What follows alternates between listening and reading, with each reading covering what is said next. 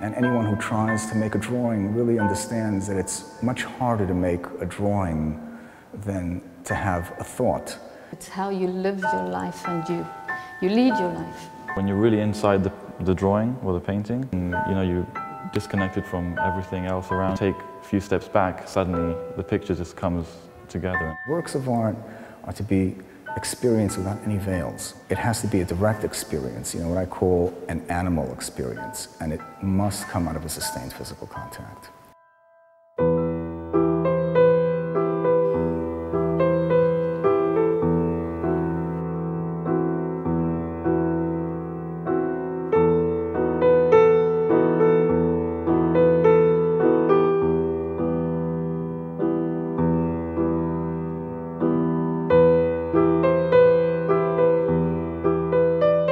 This school has established itself as a very strong presence in Israel.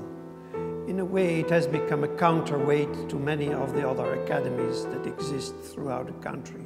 The change was a tremendous change, a very deep change in the feeling, in the acceptance of figurative art, of realist art.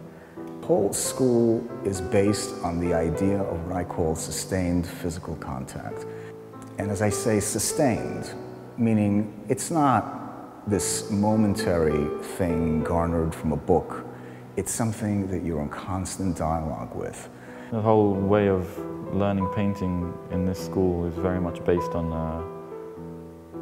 abstraction of objects. Painting from the real became something which is challenging aesthetically and challenging intellectually. This idea of not starting art in the 1970s, but actually going back and looking at art in its classical form. So it's not only about art, it's about understanding reality. So it has even, I would say, a moral issue there. Some of the qualities of the tissue. And I encourage you to, that kind of... These interstices. No, that's good. I mean, the fact that you... Can I take that? That's almost not a slip, it's like a rock. It's all abstract. The whole thing how it leads you in from them. You're at? Wow, let me see. It's really very beautiful.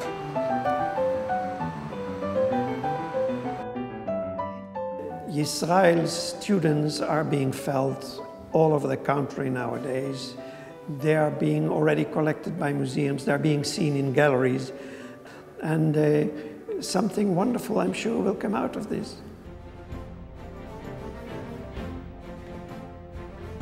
When I entered this room and I saw the Venus of Milo, it was like, oh, took my breath away for a moment. When the cast first arrived, I felt incredibly excited about them. In front of these casts is it's like a religious experience. I'm not sure whether it makes me feel like I want to draw or want to pray. I'm engaging with something that's totally above me.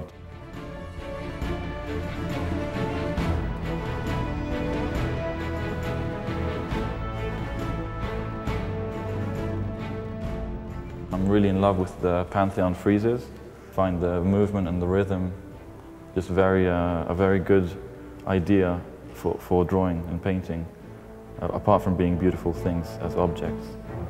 When people can be confronted to their past, but look at it and understand it and touch it and look at the details, it is a very rewarding experience. It's as if learning a new dialect. It carries a knowledge that is summarized in a different way, a whole different language. Makes these things accessible and within reach.